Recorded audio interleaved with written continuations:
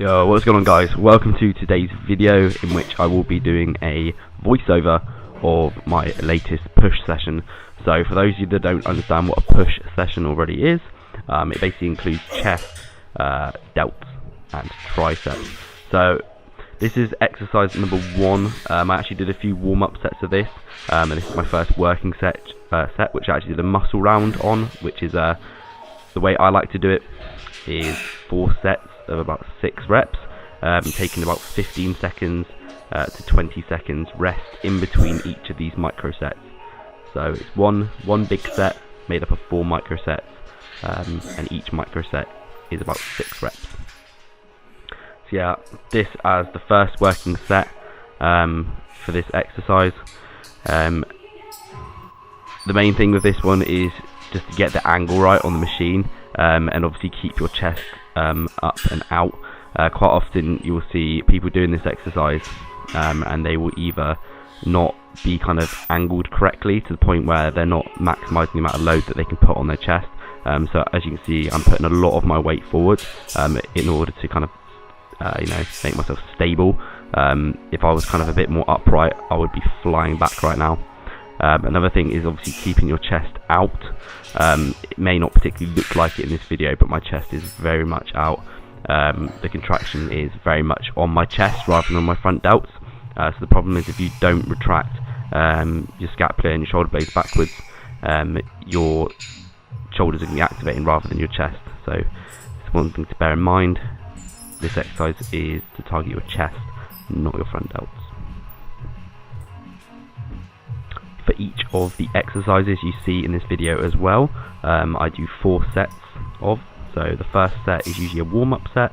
I then do 2 working sets, which are usually to failure, and then either a back-off set or a third working set, which is not to failure. So although I say a warm-up set, essentially I'm already warmed up, but the idea is to prime the muscle before the movement. So the warm-up set essentially is lighter, it's not to failure, and it's more to kind of get in the groove of the movement and make sure that the muscle that I'm targeting, I am actually feeling and have that mind muscle connection with during the exercise before I start to increase the load and actually push that muscle to failure. So yeah, they're not necessarily warm-up sets in a sense, they're more priming sets, so just bear that in mind. And also the idea of the back off set as well. In regards to the muscle round that I'm doing here in the first exercise, the benefits of this, to start with physiologically, greater time under tension rather than if you did something like 10 to 15 reps in a single set. You've got greater time under tension on that muscle. It also allows you to get closer to actual intramuscular failure.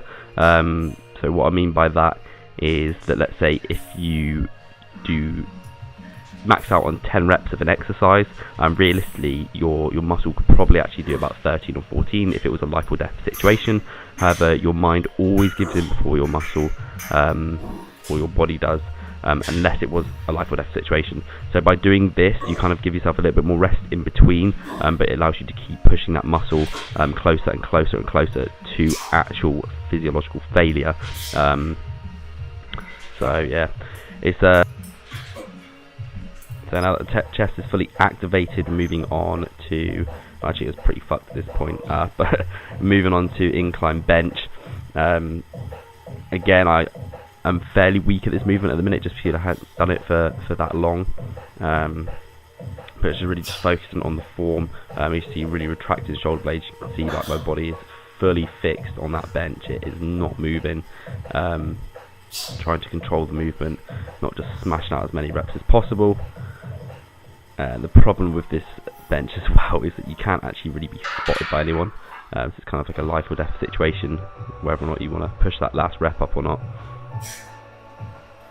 So yeah, I tend to have quite a good mind muscle connection with my chest, so you may wish to do reps slightly slower than what I am if you struggle with getting that connection. However, it's always been something that I've had a real good connection with, so I can do pretty quick reps on chest and still stimulate the muscle equally to if I did a slower rep. So moving on to the third exercise is going to be dumbbell press. Quite often I'll slightly elevate the bench by putting something under the end of it, or just raising it up one kind of click. Doing it flat at the moment, just because I started off with incline bench for the second exercise. So this one here, again, you just really want to be retracting the scapula back, controlling the movement, and try not to crush yourself. But as you see as well, I do not fully extend the elbow. It always remains always remains slightly bent, or slightly flexed if you want to be technical with it, allowing the load to be consistently put on my chest. If you straighten your arms out, essentially you're just going to be taking that tension off the muscle, which is not what you want. The final chest exercise is going to be seated flies, fairly light, or I don't think this is, but yeah, doing these fairly light is just really getting that stretch, really opening up the muscle, allowing a lot of blood. You get a lot of pump, or we get a really good pump doing this, if you've done the other exercises correctly, and your chest will literally be on fire. As you see, these hurt a fair bit. So moving on to the next body part, we're doing medial delts, so leaning cable laterals. So for me, my medial delts is all the kind of width of my shoulders is something that I really want to bring up. So focusing on the delts is a big thing for me. These always like starting off with the cables rather than dumbbells, purely because you get a lot of tension on the muscle all the way through the movement. Whereas when you're doing dumbbells, when you get to the bottom of the movement, the tension kind of reduces quite significantly on that muscle. Whereas as you can see, from start to finish, you're getting an absolute ton of tension on those delts. So again, with these, probably doing it a little bit too fast here. However, these cables are a bit shit, a bit of a pain in the ass to do it on. But yeah, ideally you want to do it supposedly slightly slower than this. You're making sure that you're kind of like reaching outwards rather than kind of doing a trap raise. So next up, we're actually doing a drop set. Heavy to begin with. I think about 8 reps on each, I think, or about 8 reps on the first, 8 to 10 reps on the first set, and then dropping it, doing whatever I can on the next one. So again, with these, you want to be trying to drive up through your elbows and trying to reach out, which will activate your delts rather than your traps. It's also important to keep very upright, because as soon as you start to bend over, it will be your traps which activate rather than your delts. So it hurts a lot more, it's a lot more difficult and awkward. However, you want to keep your chest out, your head up, and keep driving through your elbows. The next one is actually a new one. I haven't done it this way before on the machine. However, it's actually really good, even though it looks extremely odd. I think, yeah, I got in the groove with this, and then it felt a lot better.